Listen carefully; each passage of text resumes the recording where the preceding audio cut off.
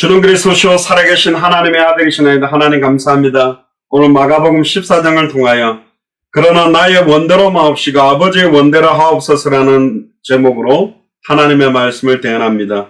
오늘도 우리의 혼령과 육을수와 생각과 마음이 완전히 찔러 쪼개어지는 말씀이 대언되며 예수가 그리스도 되심이 밝히 증언되는 말씀이 되도록 축복하여 주시옵소서. 감사를 드리며 승리하신 주 예수 그리스도 이름으로 기도드리옵나이다. 아멘.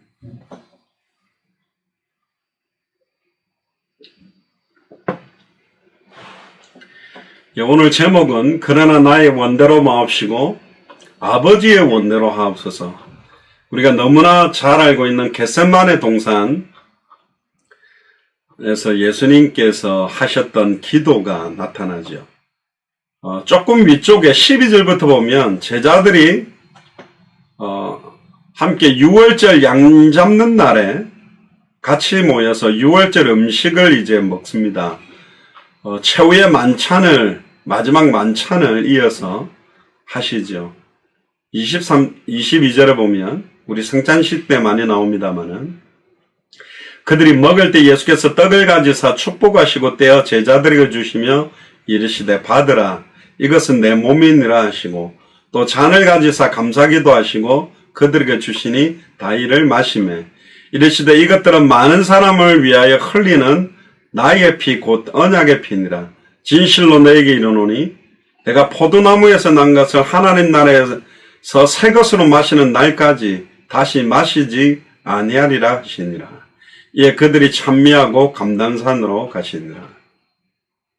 근데 이제 여기에 곧바로 조금 전에 우리가 읽었던 본문 앞에 중요하게 기록한 것이 베드로가 예수님을 부인할 것을 예언하고 계십니다. 예수께서 27절에 제자들에게 이르시되 너희가 다 나를 버리리라. 예전에 제가 너희가 다 나를 버리리라는 제목으로 메시지를 한 적이 있는 것 같은데요. 참 이게 우리들의 정체성입니다. 우리들의 한계라고 해야 됩니까? 우리들의 모습이죠. 제자들 전부가 12제자뿐만 아니라 70인 제자까지도 예수님을 완전히 버렸습니다. 왜 그러냐? 그 말씀에 그렇게 기록되어 있고 예언되었기 때문에 그렇습니다. 기록된 바 내가 목자를 치리니 양들이 흩어지리라. 스가랴 13장 7절에 미 스가랴 선지자를 통해서 완벽하게 예언한 성취가 일어날 것이죠. 예수님께서 말씀하시는 한마디 한마디는 자의적으로 하는 내용이 하나도 없다고 그랬습니다. 성령께서 말씀하시도록 하시고 예수님이 처음에 공생애를 시작할 때 광야로 가서 3번 시험을 받을 때 예수님이 자의적으로 사탄의 시험을 꺾은 것이 아니라 기록되었으되 사람이 떡으로만 살 것이 아니요 하나님의 입으로 나오는 말씀으로 살 것이다. 기록된 구약성경 말씀을 인용해서 말씀을 선포하면서 사탄을 꺾어버렸습니다. 사탄을 꺾을 수 있는 가장 강력한 힘은 목소리를 크게 해가지고 쉿거리고 막 나시사라 이렇게 한다고 꺾이는 것이 아니라 기록된 말씀 그대로를 그 의미를 정확하게 알고 믿는 사람이 그 말씀을 입으로 선포할 때 어마어마한 능력이 나타납니다.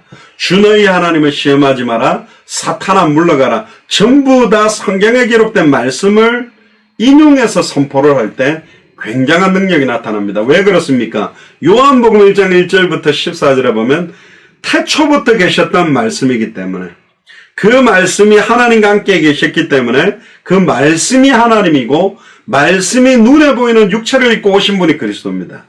그러니까 말씀 자체가 그리스도죠. 근데 육신을 입은 그리스도께서 사람의 손에 의해서 기록된 성경 말씀이 육체를 입고 오신 하나님이 선포할 때 말씀의 능력이 나타나는 거예요. 그런데 결국은 너희가 나를 다 버리라. 이거는 기록되어 있다.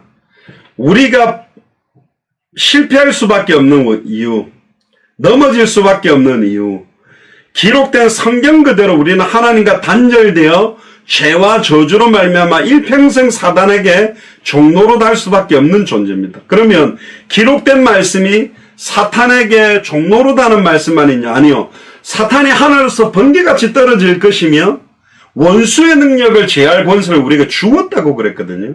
그러니까 어떤 말씀을 붙들고 어떤 말씀을 선포하느냐에 따라서 모든 현장에 역사하는 것들이 달라지고 성취되는 것들이 달라지고 응답되는 것이 달라지고 역사하는 게 달라지게 되어 있습니다. 근데 베드로가 이야기합니다. 29절에 베드로가 여짜오되 다 버릴지라도 나는 그리하지 않겠나이다.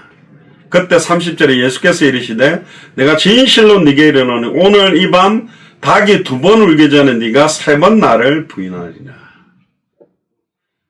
이것도 예수님께서 예언하신 거기 때문에 그대로 성취되었습니다. 근데 베드로가 이렇게 말합니다.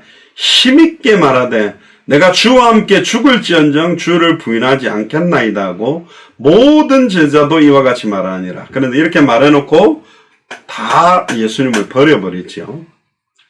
자, 오늘 저와 여러분들 통해서 하나님 말씀을 통해 저와 여러분들에게 주시려고 하는 말씀은 뭐냐면 우리들의 의지입니다.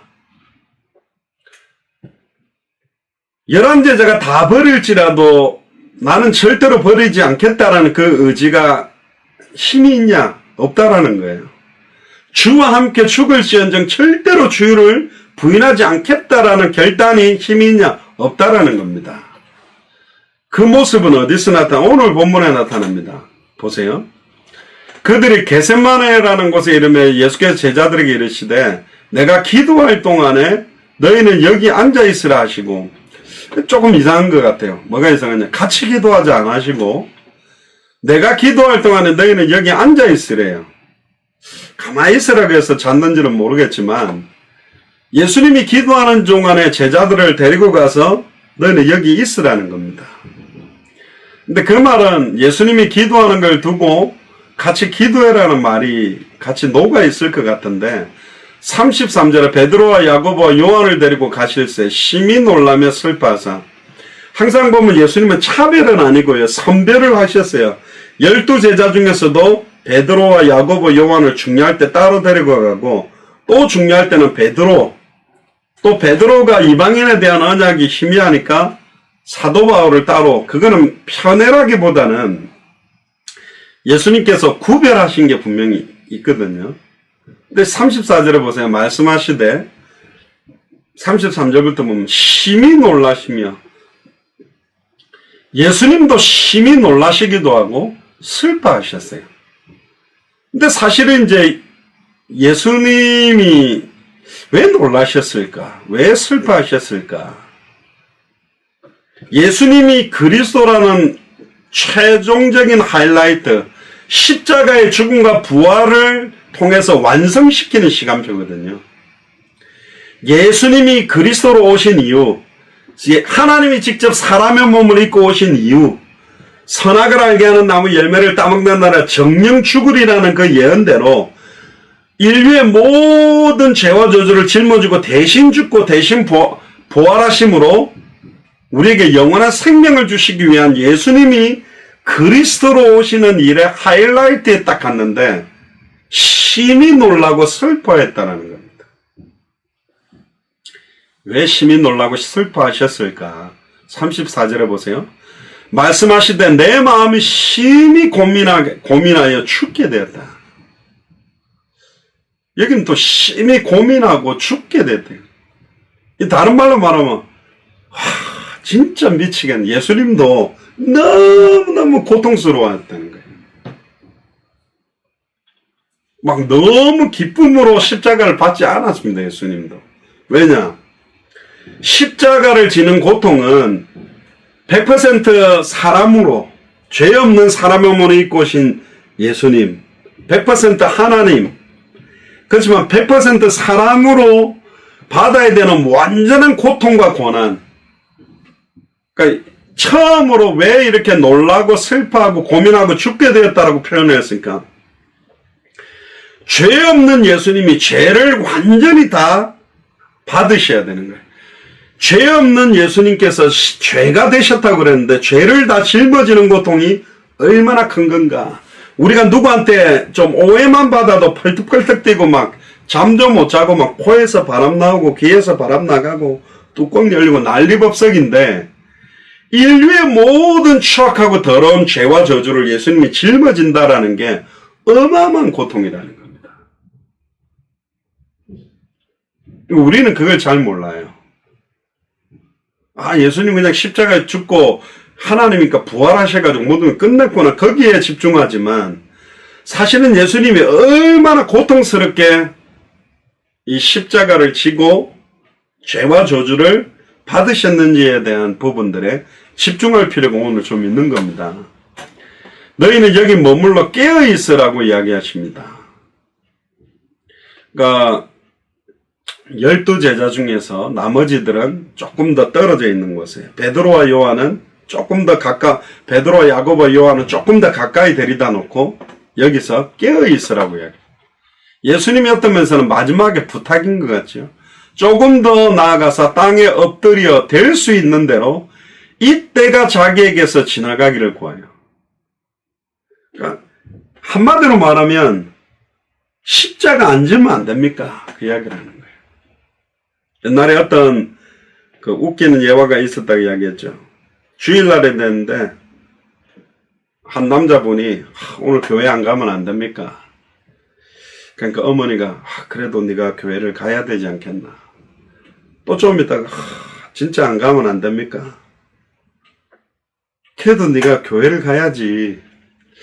진짜 안 가면 안 됩니까? 그러니까 어머니가 마지막에 말해, 네가 목사인데 네가 교회 안 가면 예배가 안 되잖아. 그러니까 웃었다는 이야기가 있는데요. 예수님이 이 땅에 33년 동안 30년 동안에는 목수로서 요셉과 마리아를 섬기고 동생들을 돌보는 모습들을 30년 동안 하시고 3년 6개월 정도의 공생애를 딱 이제 마치는 가장 중요한 시간표인데 뭐라 그러냐면 이때가 지나가면 어떻겠습니까? 제가 십자가 안 지면 안 됩니까? 지금 이야기를 하는 거예요. 그러면서 기도의 내용이 이렇습니다. 36절에. 예전 성경에 아바라고 되어 있는 그 아바라는 말이 아빠라는 말이죠. 아빠, 아버지여. 아버지께는 모든 것이 가능하오니 이 잔을 내게서 옮기시옵소서. 제가 꼭 죽었다가 살아나야 해결됩니까? 이 방법 말고 다른 방법으로 가능할 수 있지 않습니까? 이 잔을 내게서 옮기시옵소서. 십자가 안 지게 해주세요.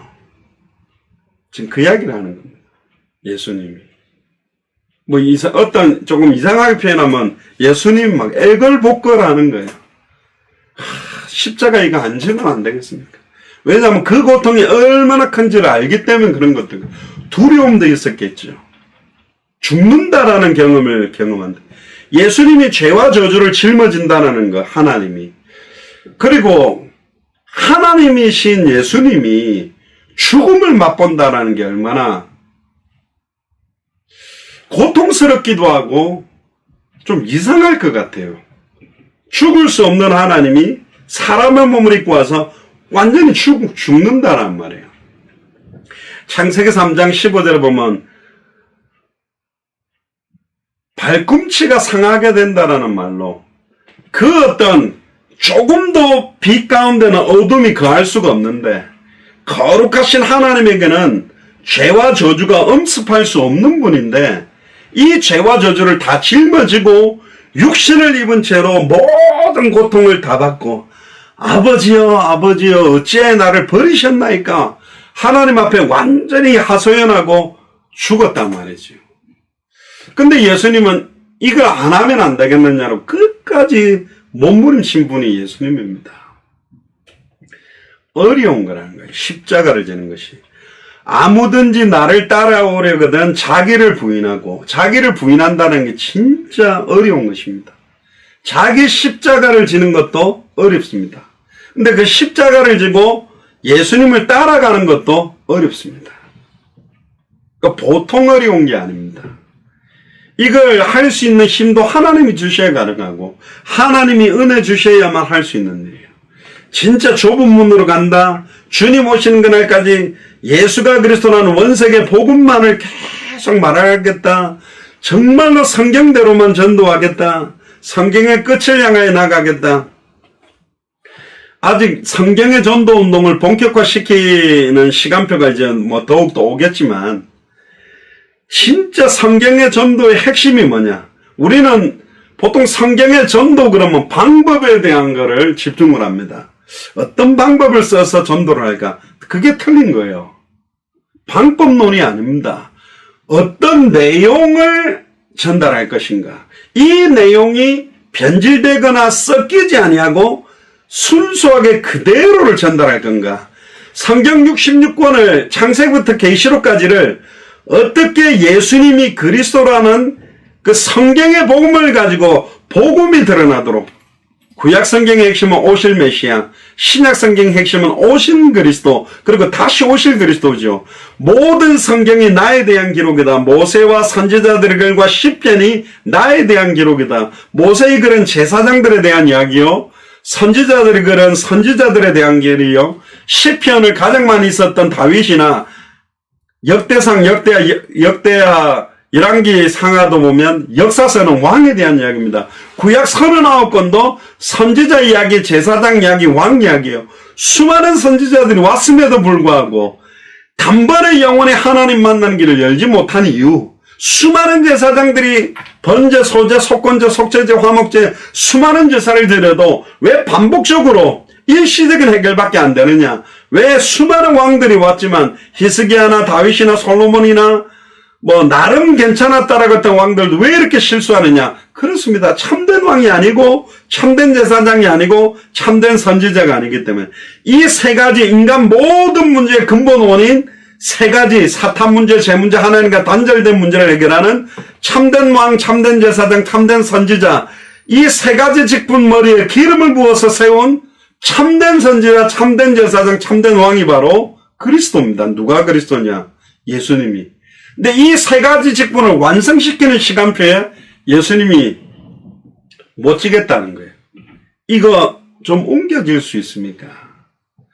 여러분들은 목사라는 직분, 선교사라는 직분, 장로님이라는 직분, 권사님이라는 직분, 집사님이라는 직분, 전도사님이라는 직분 그냥 감당하는 거 아닙니다. 뭐 이렇게 돈 좀 주면 받고 매간매직하는 자리가 아니에요. 직분에 따른 사탄의 공격도 강력하고 직분에 따른 그걸 감당한다라는 책무들도 어마어마합니다. 특권과 함께 어마어마한 권세와 함께 맹렬한 사탄의 공격이 있다. 이것과의 싸움이 얼마나 중요하냐. 예수님이 그리스도로 오셔서 완전히 이 그리스도의 일을 완성하기 직전에도 예수님 힘들었습니다. 앉으면 안 되겠습니까? 심히 놀라고 심히 슬퍼하고 심히 고민하고 심히 죽게 됐어요. 이 할 수만 있거든 아버지는 모든 거 다 할 수 있지 않습니까? 이 때가 나에게 지나가게 해주세요. 예수님이 십자가를 안 지면 진짜 모든 끝나버리는데 아버지께는 모든 것이 가능하오니 이 잔을 내게서 옮기시옵소서. 그러니까 이 고난의 잔을 마시지 않게 해주세요. 그렇게 기도합니다. 예수님도 기도 응답 못 받은 적이 있는데 물론 뒤에 때문에 응답 받은 겁니다만은 이 잔을 내게서 옮기시옵소서. 다른 말로 하나님, 내가 이 목사 직분 감당 안 하면 안 되겠습니까? 선교사 직분 감당 안 하면 안 되겠습니까? 장로 직분 감당 안 하면 안 되겠습니까? 권사 직분, 전도사 직분, 집사 직분 이거 감당 안 하면 안 되겠습니까? 이 직분을 내게서 옮겨주세요. 그러나 나의 원대로 마옵시고 아버지의 원대로 하옵소서. 그러나라는 말이 중요하죠. 아까도 그리 아니하실지라도 분명히 사드락 메삭 아벳노고가 선포한 게 있습니다. 분명히 하나님은 살아계시고 왕의 손에서도 저 극렬히 불타고 있는 풀무불에서도 능히 우리를 건질 수 있는 분은 하나님입니다. 아까도 말하죠. 아버지는 모든 것이 가능합니다. 그러나 그리 아니하실지라도 지금 이 상황에서 내가 풀무불에 타 죽는다 할지라도 나는 우상에게 절할 수 없습니다. 그리 아니하실지라도 절대로 전하지 않습니다. 내가 원하는 타이밍에 원하는 뜻대로 내 소원과 내 계획과 내 판단대로 일들이 진행 안 된다 할지라도 우리에게 맡겨준 책무만 지속하면 돼요. 예수가 왜 그리스도 되는지만 담대하게 감사함으로 기쁨으로 증언하면 돼요. 그게 다예요. 어떤 결과를 보고 어떤 상황과 조건을 보는 사람들은 기회주의자입니다. 아, 이렇게 하면 이게 되겠지, 저렇게 하면 저렇게 되지. 그래서 전에 말씀 안 드렸습니까? 어마어마하게 큰 영향력 주는 선교단체에 보면 수많은 선교사들이 있지만, 죄송합니다. 이거는 제 내피셜이라 생각해도 좋은데, 굉장히 크고 경제적인 배경이 있는 단체에 붙은 선교사들 중에 굉장히 많은 분들은 그 단체로부터 지원되는 선교비라든가 그 영향력 배경 백그라운드가 필요하기 때문에 붙어 있지, 정말로 주와 복음을 위해서 자비량하고 생명 걸고 이 복음을 전할 수 있겠냐라고 했을 때 생명 걸고 할 수 있는 사람이 있냐? 그렇게 많지 않아요. 저도 목사고 선교사지만 진짜로 자기가 손해를 입으면서 이걸 할 수 있겠냐? 그렇게 많지 않습니다. 의외로요, 조건이 많이, 어제도 우리 권사님들하고 이야기하는 중 그랬습니다.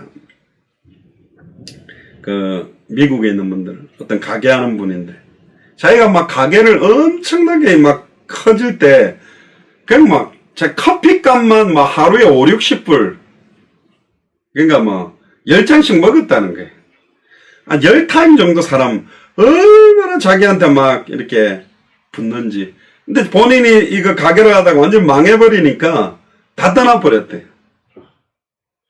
그래서 제가 그런 이야기 했습니다. 가장 어려울 때 다가온 사람이 진짜 권사님 친구고 중요한 사람입니다. 그때 선별이 되는 거예요. 지금 예수님이 가장 어려운 시간표예요.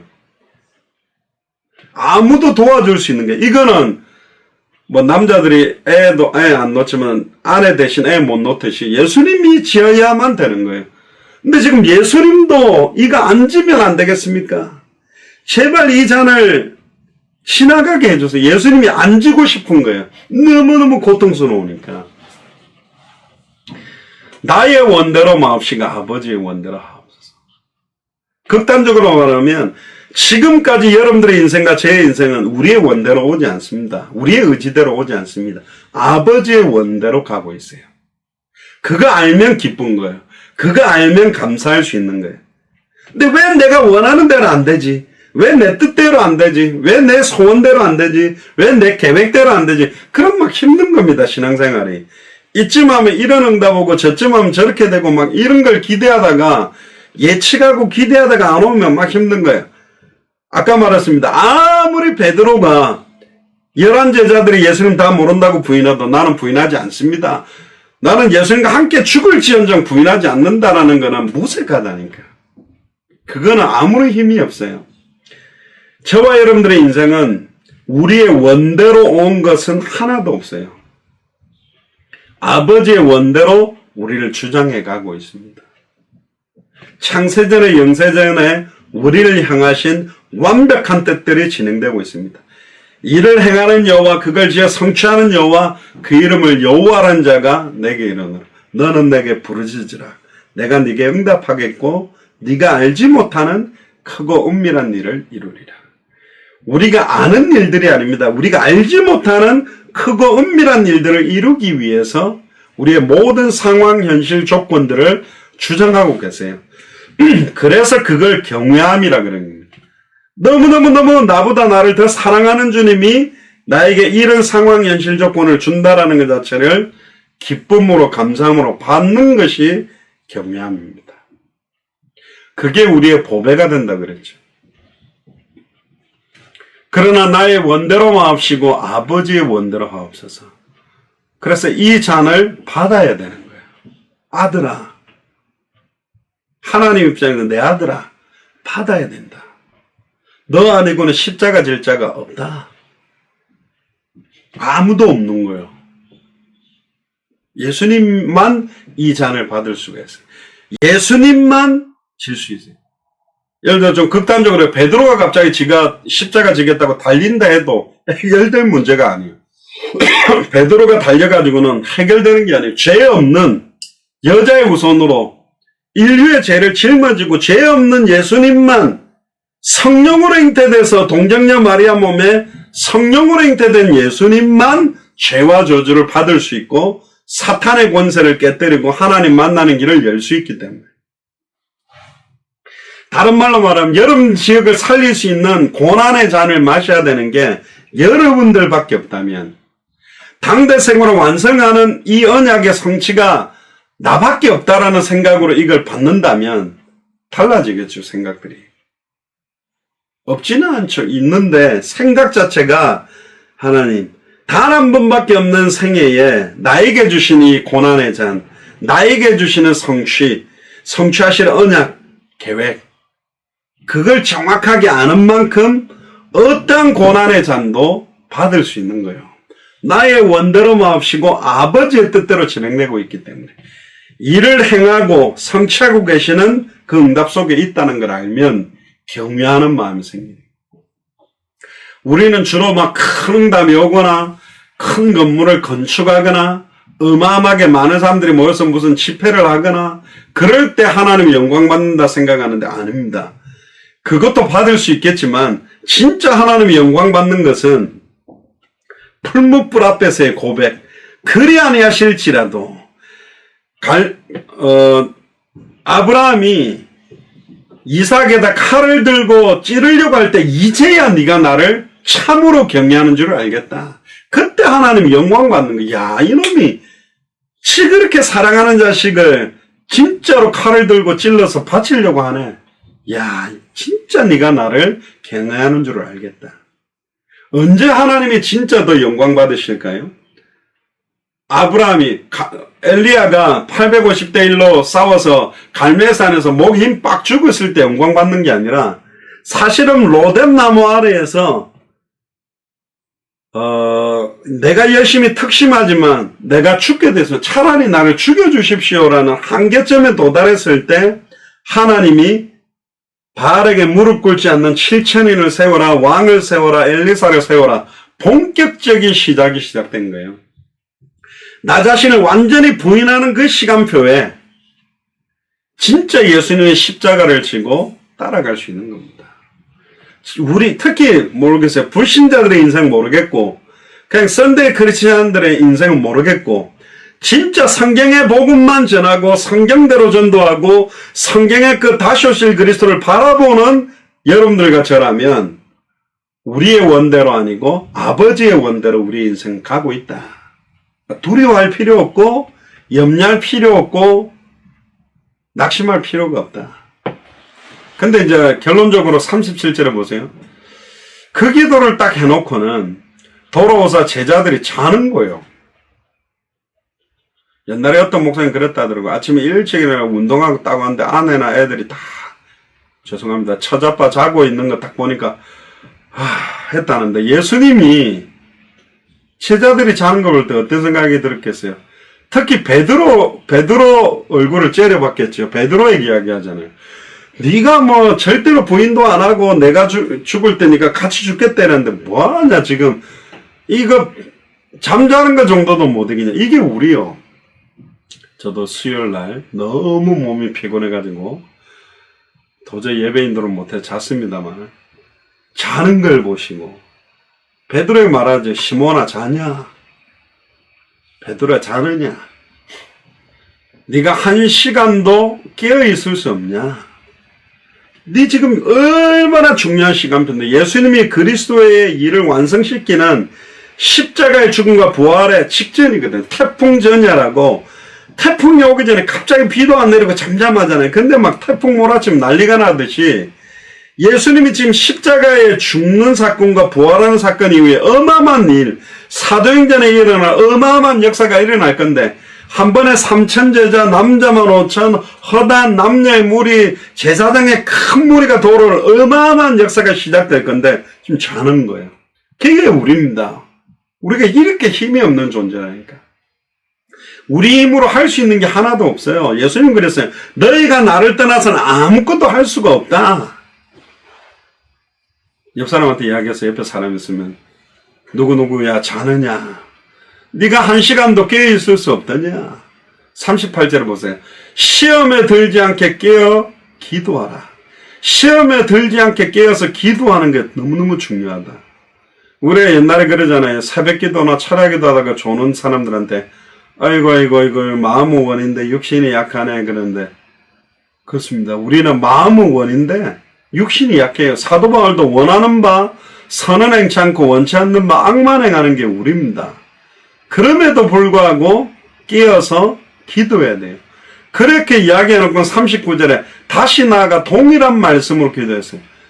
그러나 나의 원대로 마옵시고 아버지의 원대로 하옵소서.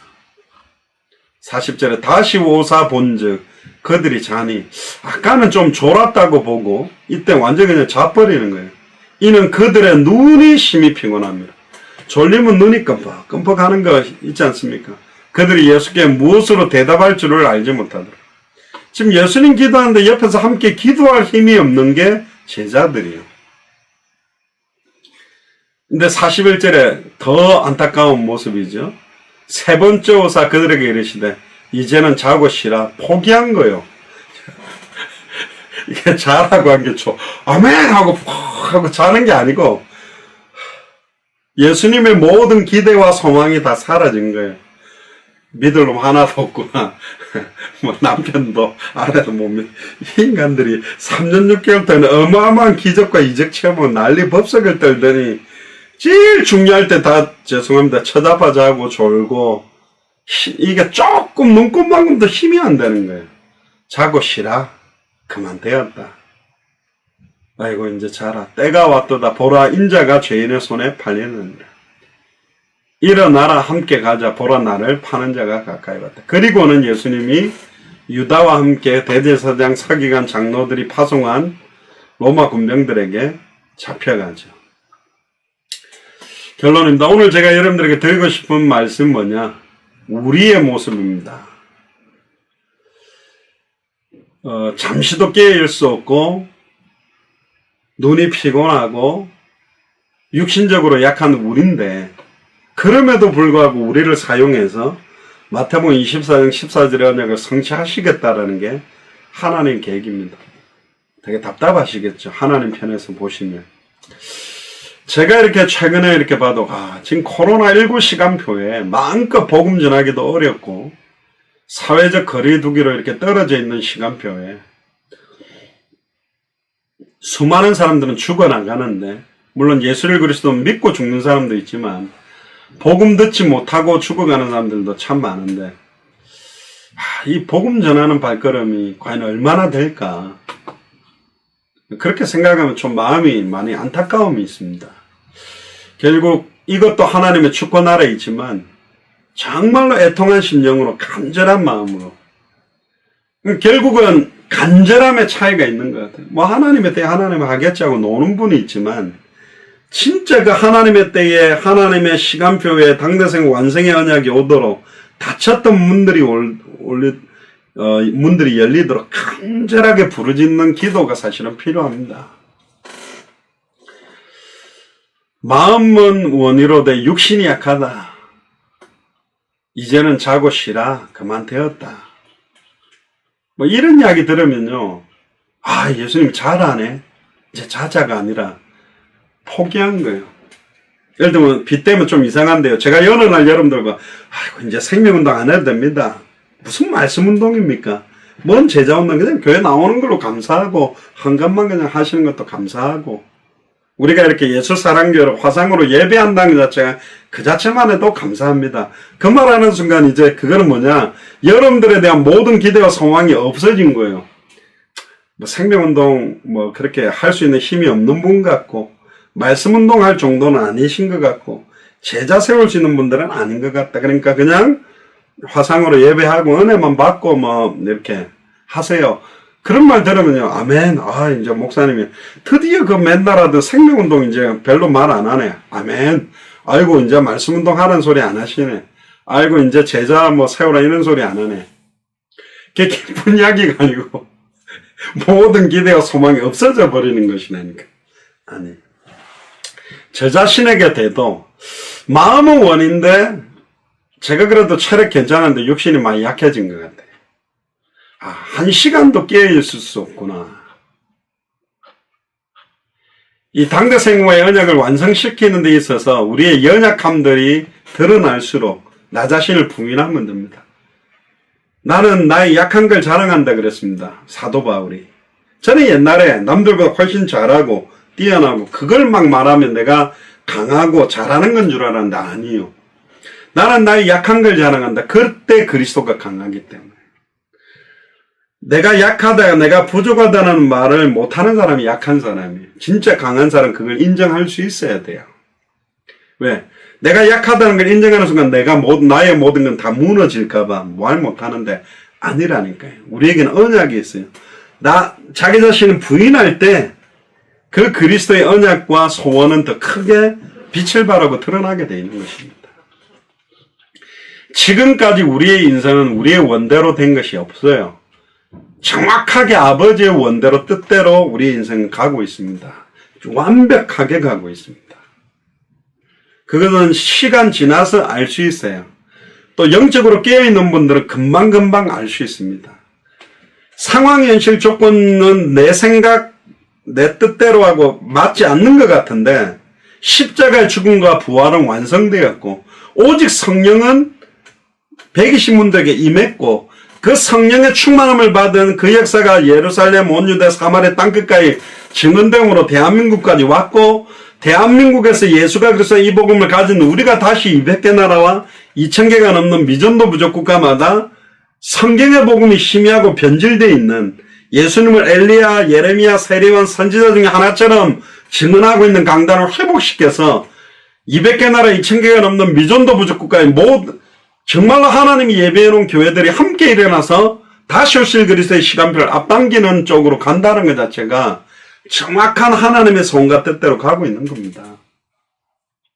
그래서 오늘 한국은 밤입니다만 이 밤에 시험에 들지 않게 깨어 기도하고 마음의 원으로도 육신이 약해서 예수님이 이제는 자고 쉬라, 그만 되었다, 그런 말하는 인생이 되지 않고 함께 예수님과 함께 동역하고 예수님과 함께 영적 싸움하고 예수님과 함께 200개 나라 2000개가 넘는 미전도 부족 국가 앞에 만민을 위하여 성경의 복음의 깃발, 성경의 전도의 깃발, 성경의 끝의 깃발을 드는 은혜가 임하게 되기를 주의 이름으로 축복합니다. 제가 주일날 말씀드렸습니다. 기차 타고 가는데 조라도 가고 있고 넘어져도 가고 있고 전혀 속도에 변함 없어요. 그 언약 속에 우리는 들어와 있기 때문에.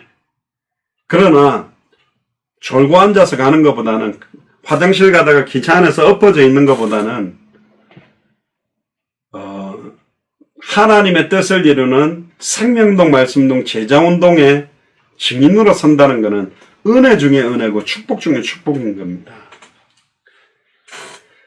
그래서 우리의 연약함을 인정하고요. 그러나 우리의 뜻대로 마옵시고 아버지의 뜻대로 이 언약이 성취되도록 영적으로 깨어서 영적 전쟁에 날마다 승리하는 저와 여러분들 되시기를 주의 이름으로 축복합니다. 기도하겠습니다.